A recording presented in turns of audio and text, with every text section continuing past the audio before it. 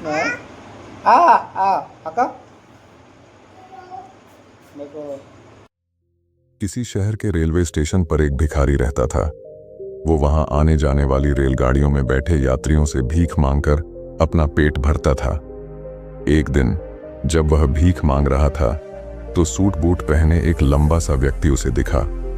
उसने सोचा कि यह व्यक्ति बहुत अमीर लगता है, इससे भीख मांगने पर यह मुझे जरूर अच्छे पैसे देगा। वह उस लंबे व्यक्ति से भीख मांगने लगा। भिखारी को देखकर उस लंबे व्यक्ति ने कहा, तुम हमेशा मांगते ही रहते हो, क्या कभी किसी को कुछ देते भी हो? भिखारी बोला, साहब मैं तो भिखारी हूं, हमेशा लोगों से मांगता ही रहता हूं, मेरी इतनी औकात कहां कि किसी को कुछ दे सकूं। लंबा व्यक्ति बोला, जब किसी को कुछ दे नहीं सकते तो तुम्हें मांगने का भी कोई हक नहीं है। मैं एक व्यापारी हूं और लेन देन में ही विश्वास करता हूं। अगर तुम्हारे पास मुझे कुछ देने को हो तभी मैं तुम्हें बदले में कुछ दे सकता हूं। इतना कहने के बाद वह लंबा आदमी ट्रेन में बैठकर चला गया। इधर भिखारी उसकी कही गई बात के बारे में सोचने लगा। उस लंबे व्यक्ति के द्वारा कही गई बात उस भिखारी के दिल में उतर गई। वह सोचने लगा कि शायद मुझे भीख में अधिक पैसा इसीलिए नहीं मिलता क्योंकि मैं उसके बदले में किसी को कुछ दे नहीं पाता हूं। लेकिन मैं तो भिखारी हूं, किसी को कुछ देने लायक भी नहीं हूं। लेकिन कब तक मैं लोगों को बिना कुछ दिए केवल मांगता ही रहूंगा? बहुत सोचने के बाद उस भिखारी ने निर्णय किया कि जो भी व्यक्ति उसे भीख देगा उसके बदले में वह भी उस व्यक्ति को कुछ जरूर देगा। लेकिन अब उसके दिमाग में यह प्रश्न चल रहा था कि वह खुद भिखारी है तो भीख के बदले में वह दूसरों को क्या दे सकता है। इस बात को सोचते हुए 2 दिन हो गए, लेकिन उसे अपने प्रश्न का कोई उत्तर नहीं मिला था। तीसरे दिन जब वह स्टेशन के पास बैठा हुआ था तभी उसकी नजर कुछ फूलों पर पड़ी जो स्टेशन के आसपास के पौधों पर खिल रहे थे। उसने सोचा, क्यों ना मैं लोगों को भीख के बदले कुछ फूल दे दिया करूं। उसको अपना यह विचार अच्छा लगा और उसने वहां से कुछ फूल तोड़ लिए। अब वह ट्रेन में भीख मांगने पहुंचा। अब जब भी कोई उसे भीख देता तो उसके बदले में वह भीख देने वाले को कुछ फूल दे देता। उन फूलों को लोग खुश होकर अपने पास रख लेते थे। अब भिखारी रोज फूल तोड़ता और भीख के बदले में उन फूलों को लोगों में बांट देता था। कुछ ही दिनों में उसने महसूस किया कि अब उसे बहुत अधिक लोग भीख देने लगे हैं। वह स्टेशन के पास के सभी फूलों को तोड़ लाता था। जब तक उसके पास फूल रहते थे तब तक उसे बहुत से लोग भीख देते थे, लेकिन जब फूल बांटते बांटते खत्म हो जाते तो उसे भीख भी नहीं मिलती थी। अब रोज ऐसा ही चलता रहा। एक दिन जब वह भीख मांग रहा था तो उसने देखा कि वही लंबा व्यक्ति ट्रेन में बैठा है जिसकी वजह से उसे भीख के बदले फूल देने की प्रेरणा मिली थी। वह तुरंत उस व्यक्ति के पास पहुंच गया और भीख मांगते हुए बोला, आज मेरे पास आपको देने के लिए कुछ फूल हैं, आप मुझे भीख दीजिए तो बदले में मैं आपको कुछ फूल दूंगा।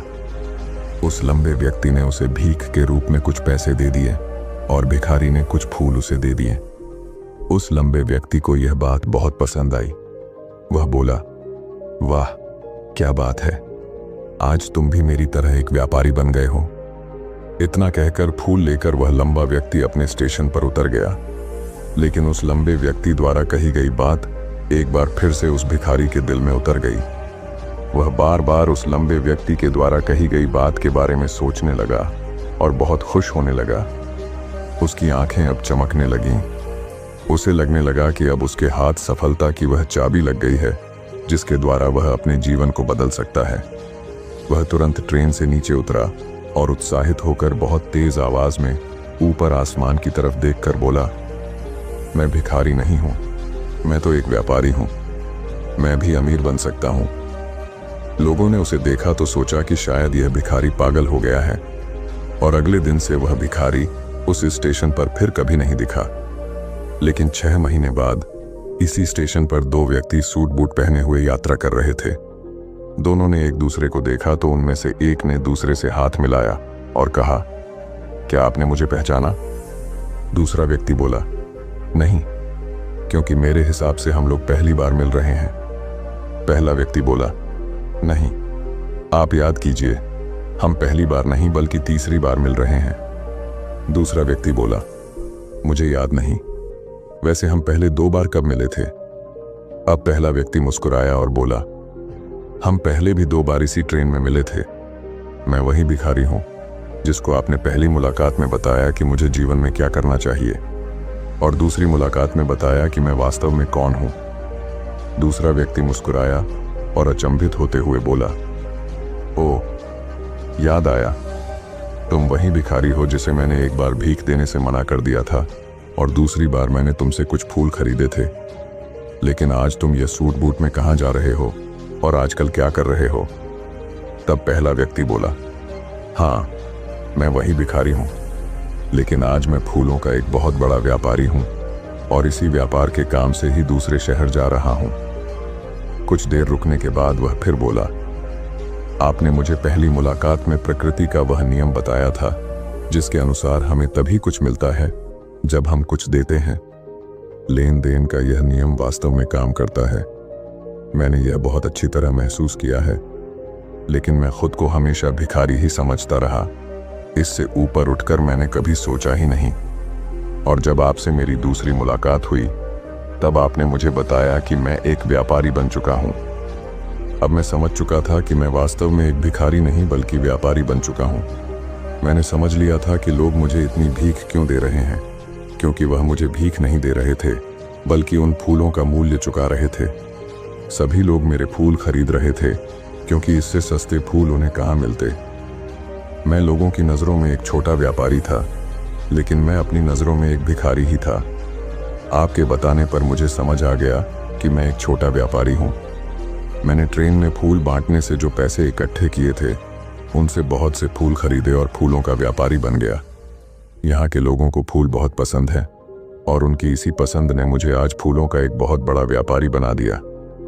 दोनों व्यापारी अब खुश थे और स्टेशन आने पर साथ उतरे और अपने अपने व्यापार की बात करते हुए आगे बढ़ गए। दोस्तों, इस कहानी से हमें बहुत कुछ सीखने को मिलता है। कहानी में लंबा व्यापारी गिव एंड टेक के नियम को बहुत अच्छी तरह जानता था। दुनिया के सभी बड़े व्यापारी इसी जीवन के नियम का उपयोग करके सफल हुए हैं। इस फॉर्मूले को उसने भिखारी को भी बताया।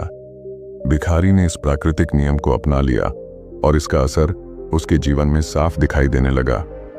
उसने अपनी सोच बदली और उसकी जिंदगी बदल गई। यह कहानी हमें बताती है कि हम यदि अपनी सोच बदल लें तो कुछ भी हासिल किया जा सकता है।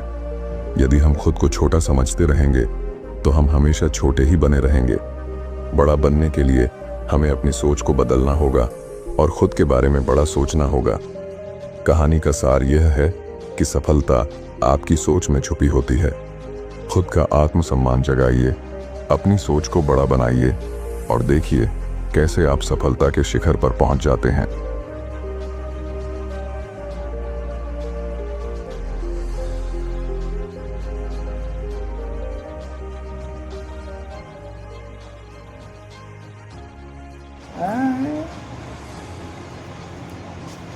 देखो देखो देखो देखो देखो देखो देखो देखो देखो अक्का देखो देखो देखो वाल देखो देखो देखो देखो देखो देखो देखो देखो देखो देखो देखो देखो देखो देखो देखो देखो